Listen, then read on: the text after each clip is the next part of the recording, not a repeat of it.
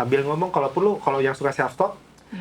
terima kasih ya Cemas sudah ngasih tahu saya bahwa ada bahaya. Nanti datang lagi pas sudah waktunya aja ya. Kalau sekarang mau nyetir dulu. Sebenarnya apa sih yang dimaksud trauma masa kecil? Apakah semua kejadian yang tidak menyenangkan saat kita kecil itu artinya akan menimbulkan trauma? Jangan nangis lah, cengeng banget gitu. Itu secara nggak sadar kita tuh memang belief kita, oh iya, saya tuh nggak boleh gampang nangis. Oh iya, masa sih gitu doang saya nggak bisa, saya kok bodoh banget ya kayak gini. Jadi kadang banyak banget orang dewasa yang kita temui di saat ini tuh kelihatannya tough banget, tangguh banget, berasa kuat, semuanya serba bisa. Padahal mungkin nggak nyadar itu mungkin diindikasikan salah satu cerminan traumanya juga. Sudah sempat kita diskusikan bahwa tubuh itu adalah panggung bagi otaknya. Otak itu adalah sutradaranya, dan otak itu berisi pikiran, perasaan, perilaku, sedangkan tubuh itu adalah panggungnya.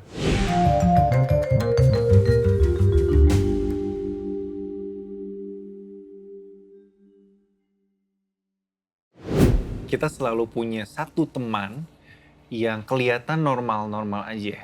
Karirnya bagus, hubungan ada, bahkan teman juga nggak kurang. Tapi siapa sangka kalau dia ternyata punya luka lama. Takut ditinggalkan, takut meninggalkan, takut terluka kembali, atau lainnya. Tapi itu sudah luka lama. Apakah memang harusnya sudah sembuh? Atau ada sesuatu yang lain? Kembali lagi di Obrol Kesehatan bersama saya Azhar. Dan saya, Dr. Adi Winata Aman. Yuk, kita obral dengan tema Dewasa di Luar, Luka di Dalam. Kapan beresnya?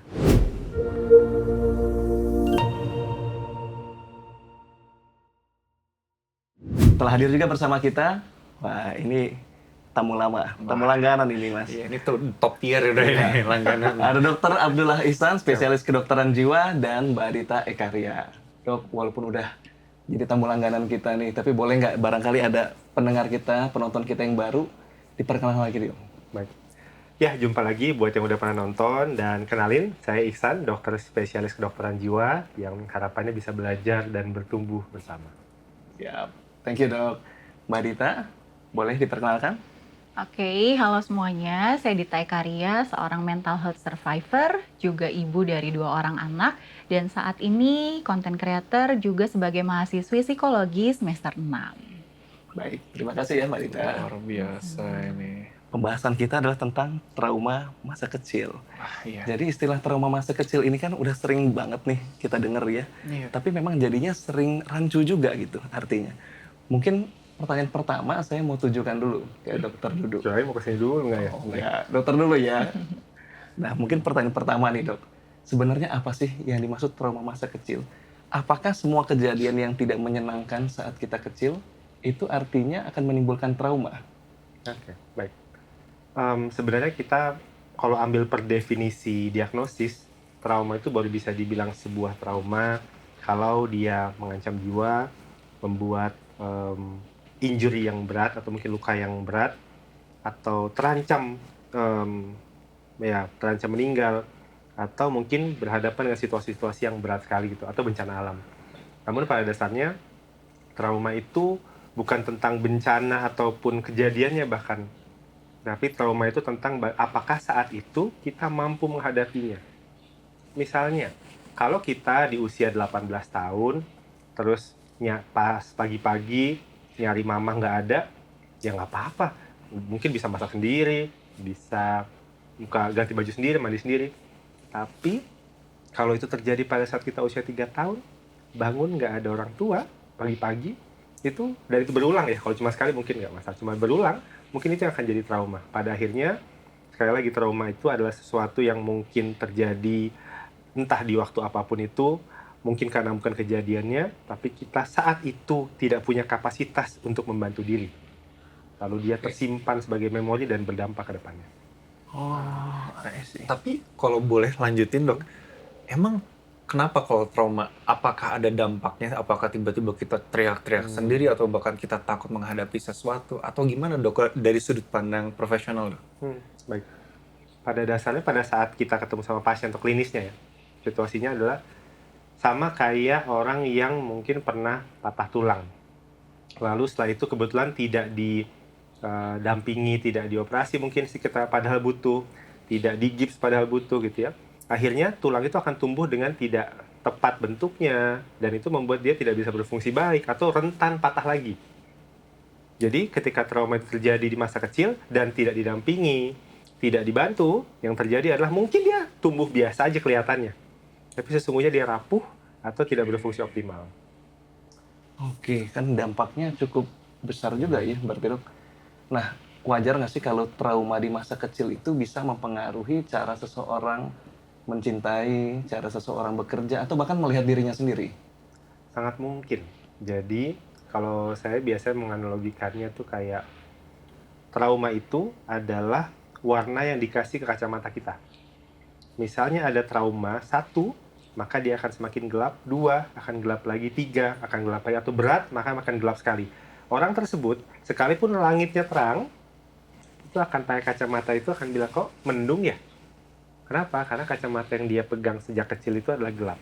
Kalau memang dia setiap hari mendapat situasi-situasi yang kurang baik, dia akan terbawa sampai akhirnya bagaimana dia mencintai. Kalau dari dulu mungkin seringnya adalah mungkin ditinggalkan, dia akan khawatir setiap. Bahkan saya mungkin pernah ada satu pasien yang ketika dia bilang, Dok aku takut ditinggalin, kenapa? Soalnya pacar aku bilang dia sayang sama aku. Bayangin nggak segitu kontradiktifnya. Karena beberapa kali ketika mamahnya atau papa bilang, Papa mama sayang sama kamu, papa mama pergi dulu ya, kebayang nggak? Jadi dia asosiasikan antara sayang itu dengan papa mama akan pergi lama. Jadi setelah itu dia akan pakai kacamata itu. Setiap ada yang bilang, ada pacarnya bilang sayang, maka kacamata yang bilang, berarti mau ditinggal lu. Itu yang membuat akhirnya saat bekerja misalnya, saat seseorang mau kerja, misalnya di waktu dia kecil misalnya, ayo nanti papa mau deh main sama kamu kalau PR kamu udah bagus. Mama nanti mau deh ngajak kamu jalan-jalan kalau kamu nilainya bagus. Kalau saya mau disayang sama papa sama mama, berarti harus kerja yang benar ya. Sejak saat itu dia akan kerja. Iya, berarti seperti di alam bawah sadar kita ya. Kita ngerasa, oh ini tuh supaya bisa dapat A, aku harus begini dulu ya. Tapi saya penasaran juga ya, menarik ya. Itu jadi hal yang nggak bisa kita kontrol sebenarnya kan Dok ya. Nah, tapi kapan hal itu bisa akhirnya menimbulkan trauma pada saat orang itu dewasa? Kan nggak semua kejadian tuh akan jadi seperti itu di semua orang kan? Jadi misalnya, biasanya itu yang diharapkan adalah situasi korektif. Maksudnya gini, dimarahin sama mama, semua orang pernah.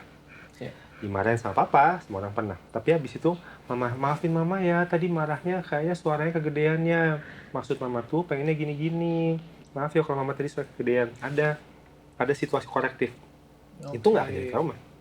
Atau misalnya dia di sekolah, misalnya dibully gitu. Habis itu dia, setelah itu dia mungkin diterima sama ibunya. Ya ampun kayak gitu ya, coba ya nanti kamu bilang apa? Kamu bilang A, B, C, D, Ma. Ya enggak kok, sebenarnya kamu itu enggak A, B, C, D. Mama percaya kok kamu enggak kayak gitu. Nanti kita ngobrol ya sama mungkin gurunya, kita cari caranya gimana. Jadi ada situasi-situasi korektif itu.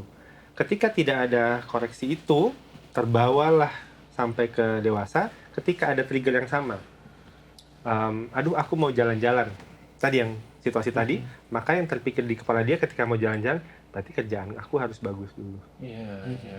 Oh aku mau minta hadiah, berarti aku mau dapat gaji, aku harus bagus dulu. Sehingga sejak saat itu dia akan takut untuk minta cuti, takut untuk meminta tambahan gaji padahal sebenarnya seharusnya naik gitu ya, dan hal-hal lainnya lah. Sehingga ketika dia minta misalnya, aku boleh nggak ya minta sama pacar aku temenin dulu ini? Duh kenapa ya? Aku jadi nggak berani. Karena waktu kita lihat ternyata, atau minta sama suami aku gini, istri aku gini, ternyata pas di kecil kalau bilang, mama boleh nggak aku minta mama jangan pergi dulu? Apa sih kamu mau pergi? Kenapa sih? Ya ternyata ini uniknya kita ini karena harus menghadirkan ahlinya, ini tuh langsung kebaca Mas ya. Itu penting banget tuh poin pentingnya. Coba saya sekarang boleh izin Dok ya. Nah sekarang ke Mbak Dita nih Mbak. Mbak ini episodenya dibuka dengan cukup serius. Benar, cukup serius nih ya. Jadi kan minum saya tuh. Nah tapi Mbak kalau boleh sedikit ya. Topik kita hari ini lumayan puitis juga. Dewasa di luar, luka di dalam. Mendengar itu pertama Mbak. Nah tanggapan Mbak apa sih? Apakah memang itu hal yang kejadian? Atau bahkan ya ini baru nih di podcast ini doang gitu? Oke. Kalau menurut aku itu kayaknya sudah fenomena yang banyak banget terjadi di sekeliling kita, ya kan? Tapi kadang memang kita tuh nggak nyadar gitu. Sebab apa? Itu tadi yang sudah dijelasin sama Dokter Dudu juga, bahwa kadang-kadang hal yang ke-capture di sistem saraf kita, di otak kita adalah hal yang memang lebih banyak kita dapatkan dulu di masa kecil tanpa ada situasi korektif tadi. Nah, jadi akhirnya sistem saraf dan diri kita, self concept kita tuh memahami, oh iya, memang yang sebenarnya adalah seperti itu. Gitu. Kayak misalkan waktu kecil tuh sering banget dapet kritikan kasar gitu kan. Masa sih kayak gitu aja nggak bisa? Kamu nggak bisa banget sih gitu doang gitu kan. Jangan nangis lah, cengeng banget gitu. Itu secara nggak sadar kita tuh memang belief kita, oh iya, saya tuh nggak boleh gampang nangis. Oh iya, masa sih gitu doang saya nggak bisa? Saya kok bodoh banget ya kayak gini. Jadi kadang banyak banget orang dewasa yang kita temui di saat ini tuh kelihatannya tough banget, tangguh banget, berasa kuat, semuanya serba bisa. Padahal mungkin nggak nyadar itu mungkin diindikasikan salah satu cerminan traumanya juga. I see. So kuat itu juga bisa menandakan itu ya Mas? Betul. Tapi Mbak Dita jadi penasaran deh saya. Kan Mbak Dita sebagai mental health survivor nih. Sebenarnya kalau yang dari Mbak Dita alamin sendiri ya, artinya kan ada trauma juga di masa kecil gitu. Itu apakah terjadi karena hal-hal yang besar waktu di masa kecilnya atau justru dari hal-hal kecil tapi menumpuk? Jadi kejadian mungkin terlalu sering akhirnya menimbulkan trauma saat dewasa. Oke, kalau dari pengalaman aku itu memang setuju juga banyak hal yang diakumulasi. Oke. Diakumulasi, dinormalisasi. Karena kan dulu kita masih kecil ya, kita nggak tahu dan ibaratnya kita tidak memiliki kekuasaan penuh atas diri kita. Tapi kan memang kebutuhan dasar anak itu harus merasa aman, ya kan? Harus merasa ada yang mengarahkan gitu. Nah, itu adalah akumulasinya. Mungkin waktu kecil dulu terlalu dipaksa semuanya harus serba sendiri, serba mandiri. Atau bahkan secara orang tua, mereka tuh sosoknya ada, tapi secara emosional absen gitu loh. Nggak hadir secara emosional. Sehingga saya merasa saya punya kedua orang tua masih sehat, tapi kok saya rasanya asing ya. Dan saya sendiri waktu belum mulai terapi ke profesional, saya sendiri juga bingung. Kenapa ya kok saya aneh, perasaan saya ini aneh banget gitu. Orang tua saya ada, tapi saya nggak kangen, saya nggak benci juga. Udah hilang rasa itu. Waduh, iya. Itu Iya. lama-lama agak bersyukur juga. Saya ngomong ke anak saya itu, nah kamu Power Ranger merah. Itu mungkin memang nggak tahu ya. Tapi balik Mbak, sebenarnya Tuh, kenapa jadi Power Ranger merah? Kenapa nggak pink aja kan anaknya perempuan? anak saya cowok dua. Oh, cowok Cowok yang kedua itu adalah cowok gitu. Jadi Jadi Power Ranger ya? Iya, Power Ranger. Oke, bisa lebih dalam lagi gitu nih. Boleh kita analis lebih lanjut kali ya. Wah, saya Boleh, biasa nih boleh. sekarang. Tapi menarik juga ya sebenarnya kan. Trauma kalau tadi sudah dijelasin sama Dokter Dudu kan banyak ya triggernya. Apakah tadi bentuknya apa ya? Saya dengarnya malah seperti reward and punishment nggak sih? Maksudnya kayak kalau kamu nilainya bagus, kamu bisa dapat ini loh. Kalau misalnya Tuntutan kamu, gitu ya. tuntutan, syarat gitu kan ya. Apakah memang cuma dari situ saja atau sebenarnya dari hal-hal kecil yang terus gitu kan diomongin terus sehingga menjadi doktrin ke dia, atau itu harus sampai ada satu kejadian jeder terus akhirnya dia trauma, misalnya ada main kasar. Misalnya kan kita juga nggak bisa menafikan kejadian sekarang ya, ada orang tua yang VOC gitu kan ya, ada yang biasa aja gitu kan ya, tanpa menyebut merah juga VOC, tapi itu kejadian yang mungkin langsung berhubungan dengan fisik yang mungkin bisa trauma gitu, jadi takut dipukul, atau bahkan kebalikannya malah jadi pas udah dewasanya ada juga kan, banyak yang kejadian lah dia keras juga. Apakah harus seperti itu atau sebenarnya hal-hal kecil tadi itu juga bisa memupuk menjadi sebuah trauma ya? Mungkin ke Mbak itu dulu, Mbak Dita dulu deh. Oke.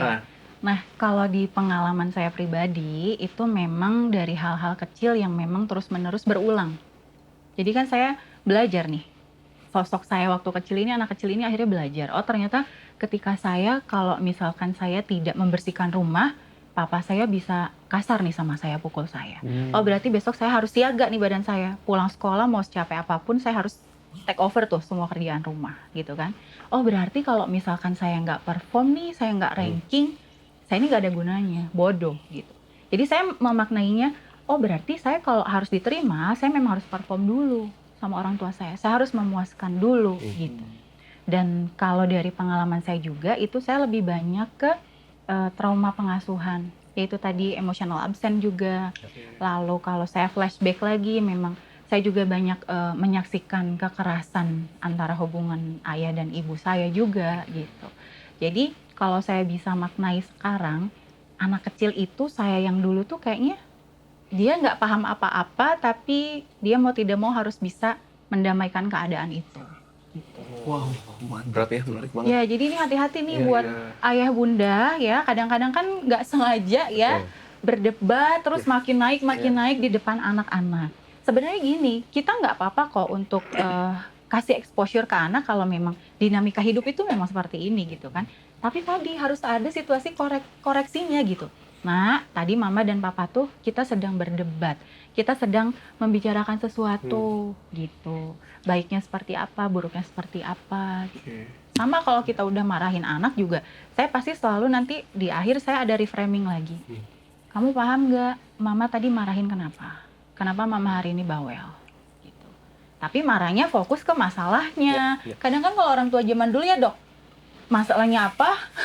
Yang dibilang anaknya tidak berguna lah, bodoh. Betul. Seolah jadi anak itu menangkapnya, iya saya tidak berhasil, semuanya hancur. Gitu. Tapi penasaran nih Mbak Dita, kalau berkenan. Kan dengan trauma yang tadi muncul ya di Mbak Dita, dengan histori di masa lalunya seperti itu, pada saat dewasa sendiri, itu yang paling berdampak dan paling kerasa di Mbak Dita itu dari sisi apa sih? Personal kah? Atau justru hubungan Mbak Dita dengan anak jadi mengulang hal yang sama kah? Atau seperti apa dampaknya? Nah, kalau sepemahaman aku sebagai yang mengalami, ternyata ada dua respon orang dengan trauma ya dok. Ada orang yang jadinya lebih bitter lagi, gue nggak mau lihat orang lain berbahagia. Gimana pun caranya orang lain harus lebih sakit daripada gue. Ada orang yang jadinya pleaser. Kebetulan aku yang kedua itu, pleaser. Aku jadi tidak tahu boundaries yang sehat, batasan diri. Aku sulit menolak, aku selalu apapun menyusahkan diriku, pokoknya aku harus bantu orang lain. Gitu. Jadi aku nggak tahu batasanku mana hal yang sebenarnya ini nyapein aku, mana yang sebenarnya aku masih sanggup atau enggak gitu. Aku tuh tipe yang kedua seperti itu.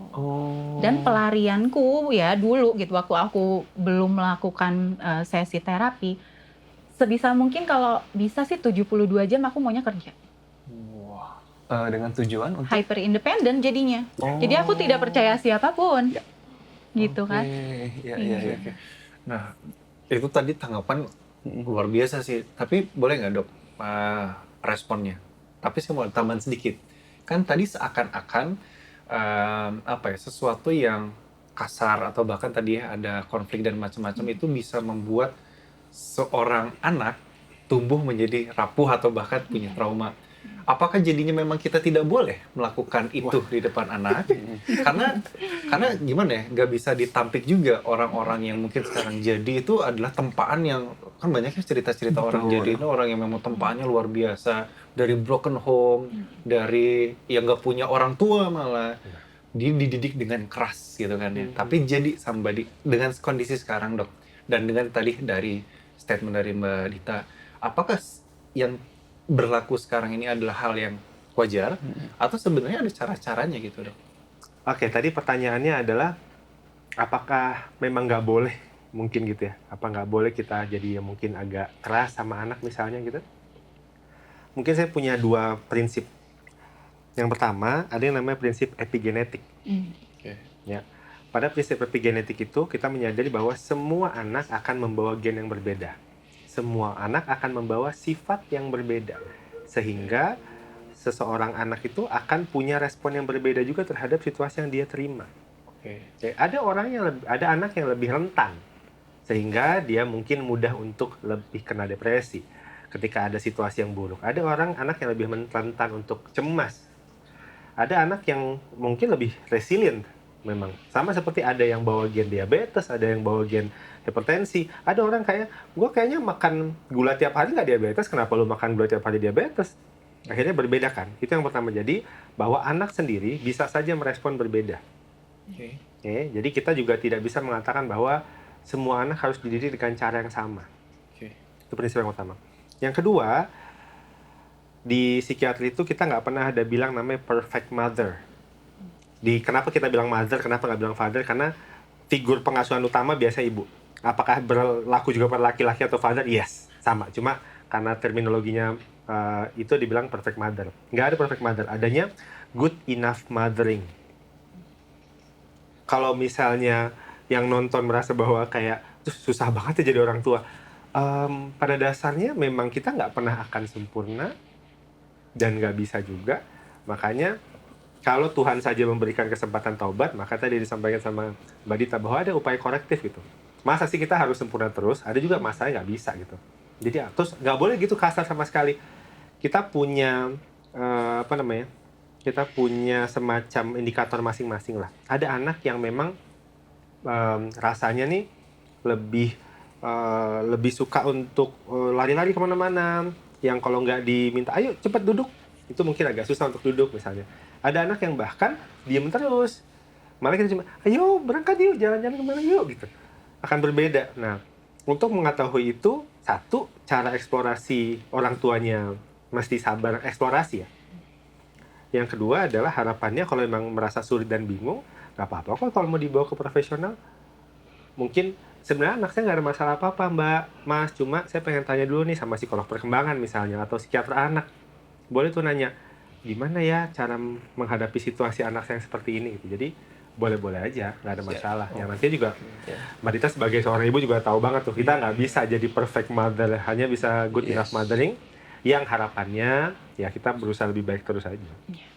Dok, sebelum lanjut nih, kita tuh ada artikel juga nih. Artikelnya, Artikel dari artikelnya Mbak Dita langsung sendiri. dibaca langsung sama Dihadirkan ya orangnya. Langsung dihadirkan, ini menarik nih. Boleh, Gimana? Oke. Mas boleh Adi? dibaca izinnya? Boleh, silakan. Takutnya nanti saya kena intonasinya. Oh iya. Nggak boleh ya? Oke, ini langsung dari Instagramnya langsung ya. Jadi ada paradoks kehidupan yang kupelajari sepanjang tahun ini. 1, udah bisa sembuh, kita harus menerima lukanya yang dulu. Untuk bisa sembuh, Mas. Untuk bisa sembuh, kita harus menerima lukanya yang dulu. Betul ya? Terus untuk bisa merasakan kedamaian, kita harus menghadapi kekacauan. Untuk menjadi lebih berani, kita harus menghadapi ketakutan. Untuk sebuah kemajuan yang lebih jauh, kadang mundur beberapa langkah justru diperlukan. Nah, semakin mengejar rasa bahagia, semakin kita tidak bahagia. Wah, ini kata-katanya deep banget, Mbak. Dalam Ini ya? kenapa Mbak bisa ada kata-kata ini, Mbak? Apa di belakangnya, Mbak? Jujur sih kalau aku sebenarnya memang nulis itu sebetulnya mengalirkan emosi. Oke. Jadi nggak yang harus objektifnya aku harus menampilkan tulisan terbaik, enggak. Oke. Tapi jadinya dari bahasa yang tersirat biar jadi tersurat gitu ya. Nah, mungkin juga dari banyaknya pengalaman hidup gitu. Aku juga pernah di fase-fase seperti itu kan. Kadang kita tuh manusia cuman fokus nih kayak, oke, gue mesti sukses, mesti hebat. Tetapi jalan menuju sukses dan hebat itu kamu berani nggak ngejalaninnya? Kamu berani nggak menghadapinya? Sama kayak misalkan aku pengen jadi orang tua yang lebih baik daripada orang tuaku. Tapi aku berani nggak ya menghadapi luka aku sendiri dulu?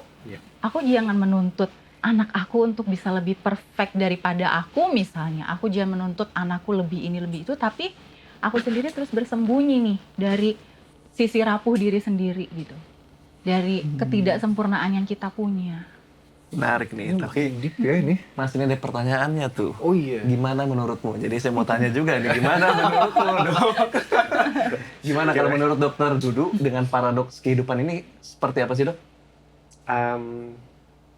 Bagaimanapun memang semua yang disampaikan di sini sesuai ya menurut saya. Pada dasarnya tadi kalau saya coba tarik dari yang tadi Mbak Dita sampaikan, mungkin kadang tuh kalau kita mau bawa lagi ke saat misalnya kita jadi parent atau jadi orang tua, kadang tuh yang pengen kayak, ayo dong nak, semangat, kamu tuh pasti bisa, kamu tuh hebat kok. Sesungguhnya itu adalah aliran dari atasnya juga kadang-kadang yang bilang bahwa harus bisa gitu. Nah, ketika kita misalnya merasa bahwa kalau mau sembuh harus terima lukanya dulu ya, memang seperti itu, bahwa sama seperti dokter lah. Coba kalau ditanya, Dok, obat saya apa? Lah, saya belum diagnosis. Kalau kita belum tahu lukanya apa, ya kita belum bisa pulih. Dan ini adalah cara yang mungkin saya rasa sangat wajar ya. Untuk merasakan kebahagiaan, kita perlu siap menghadapi kekacauan. Karena memang, tidak semuanya akan selalu bahagia. Betul. Jadi saat bahagia, ya udah nikmati. Kalau saat misalnya sedang kacau, ya terima bahwa ini adalah bagian dari itu sendiri gitu. Siap. Jadi kalau mau jadi yang nomor 3, untuk jadi lebih berani kita harus menghadapi ketakutan. Ini adalah konsep yang sering banget saya sampaikan sama pasien, bahwa orang yang berani itu bukan yang tidak punya rasa takut. Tapi walaupun dia takut, dia tetap melangkah ke depan. Nah, jadi jangan nunggu takutnya hilang, nggak akan hilang. Malah ketakutan itu menjaga kita sebenarnya. Tapi kalau kita sampai nggak maju, nah itu yang mungkin kita perlu benahi bersama. Untuk sebuah kemajuan yang jauh, kadang mundur beberapa langkah justru diperlukan. Saya rasa ini semua bidang ilmu akan mengatakan hal yang sama ya. Ketika sudah mungkin stuck di sebuah tempat, bird's eye view akan sangat membantu. Naik ke atas, lihat dulu situasinya gimana. Oke, berarti saya maju lagi gitu. Saat misalnya takut hasilnya kurang atau mungkin rasanya gimana ya, mundur dulu, apa yang sudah saya lakukan, refleksi diri dulu, itu kan sangat penting. Semakin mengajar rasa bahagia, semakin tidak bahagia. Ini adalah konsep yang saya pegang sekali ketika saya belajar mindfulness sebenarnya. Jadi ketika kita ada di otak kita tuh ada yang namanya ya working mind, ada yang namanya sesuatu yang mungkin entah itu ya lebih wise mind lah, atau di BT mungkin biasa dipakai itu juga.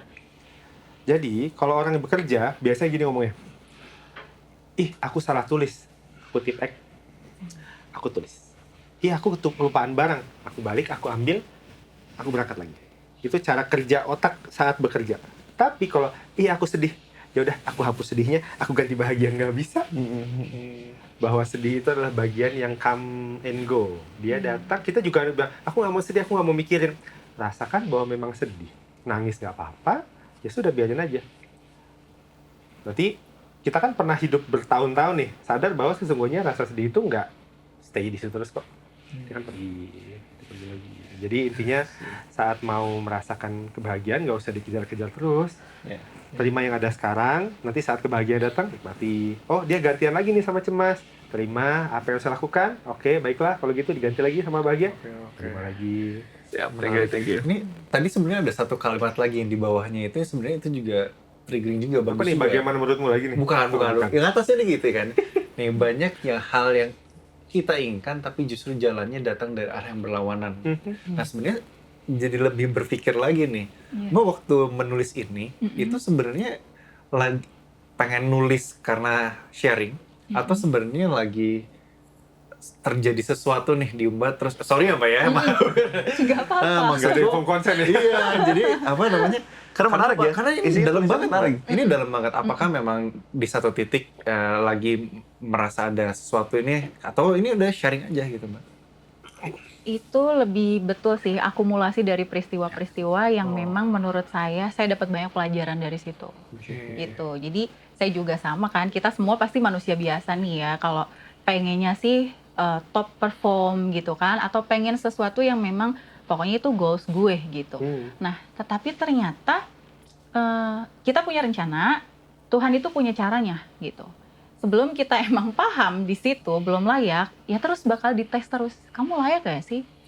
Ya kan? Contoh, saya pengen jadi presiden nih. Terus kata Tuhan, bisa emang, coba gitu. Ternyata memang arahnya berlawanan. Ya bener ya dok, kadang otak lebih suka hal-hal yang menyenangkan, betul? Nah, pasti fokusnya ke hal nyenenginnya. Tapi di balik nyenengin itu, ini ada prosesnya loh. Hal yang berlawanan. Saya tuh jadi keinget Mas, dulu itu ada yang ngomong atau muncul di mana gitu ya. Kalau kamu mau menyenangkan semua orang, jadilah tukang es krim. Iya, tapi nggak juga. Nggak juga ya? Jadi diabetes nanti anak-anaknya. Oh iya, saya lupa. Saya ngobrolnya ini di tempat dokter-dokter berkumpul. Salah ini saya ngomongnya. Mbak Dita, Iya. ini kan menarik nih. Untuk bisa sembuh, kita harus menerima lukanya dulu. Ini kan sepertinya ya, asumsi saya, ini Mbak Dita pasti menulis ini berdasarkan pengalaman yang dialami juga. Betul.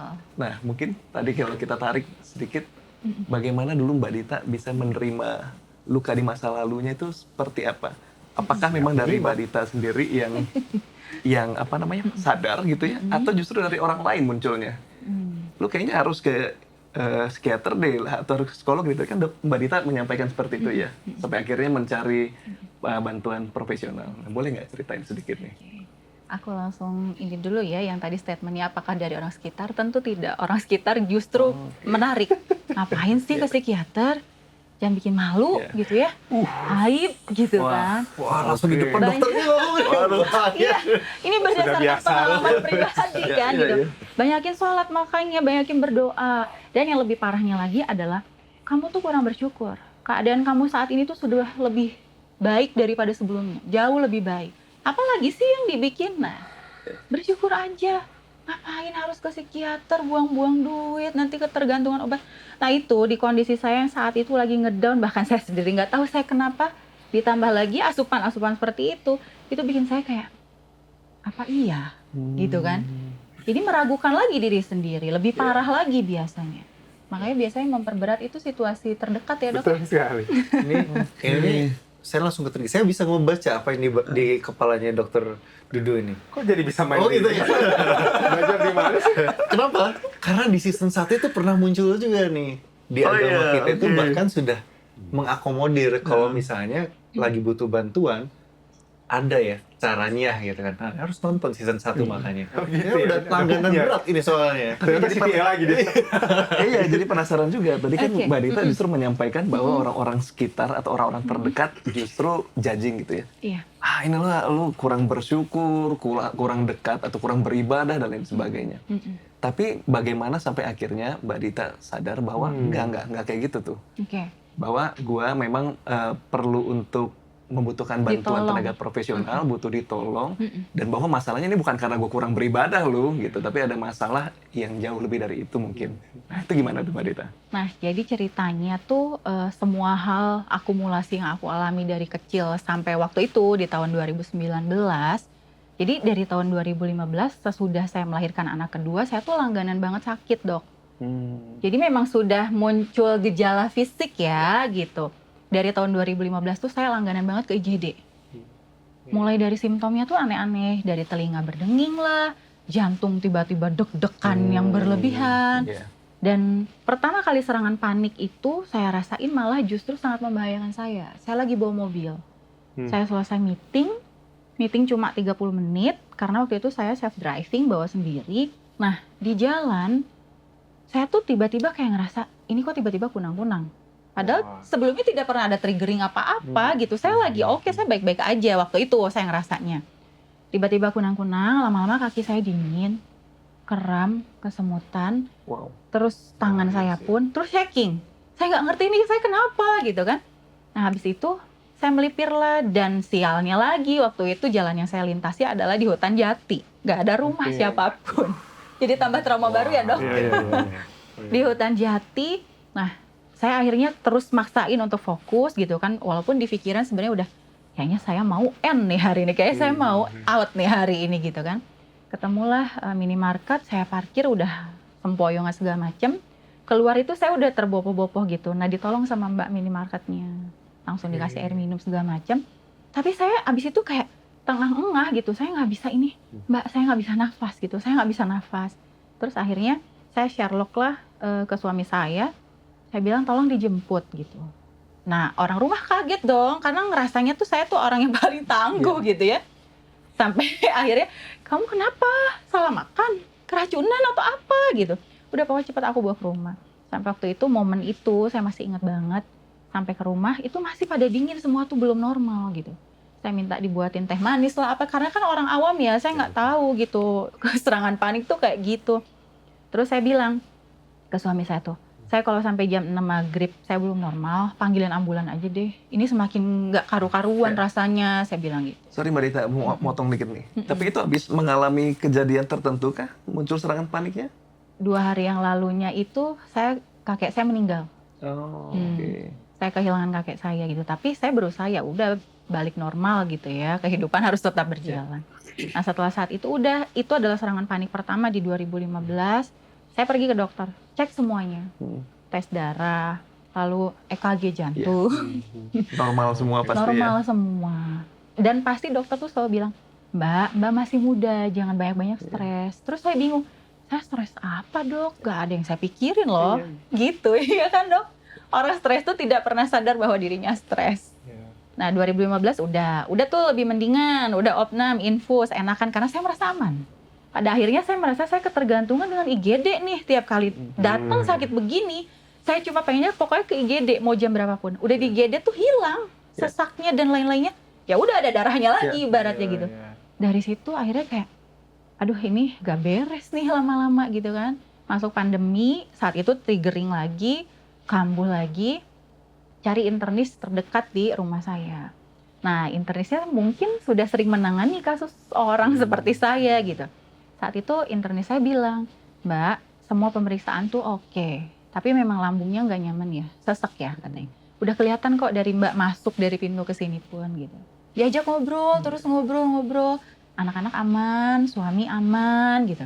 Nah ini baru ada sari-sarinya lagi nih katanya. Udah ngobrol aja ya ke polisi psikiatri begitu. Oh, Iya.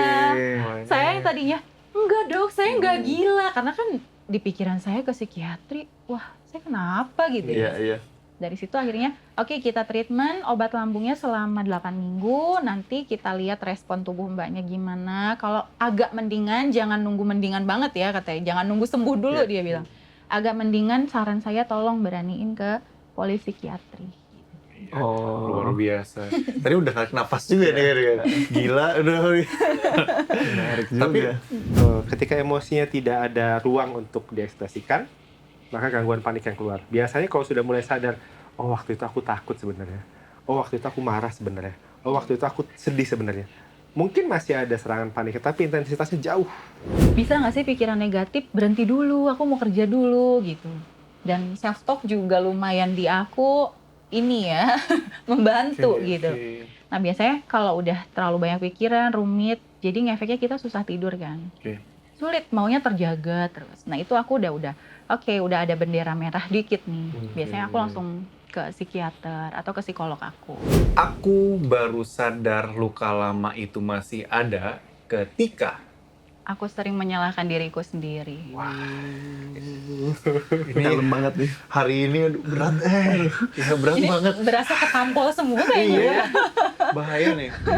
Gila, Jel. Bapak-bapak.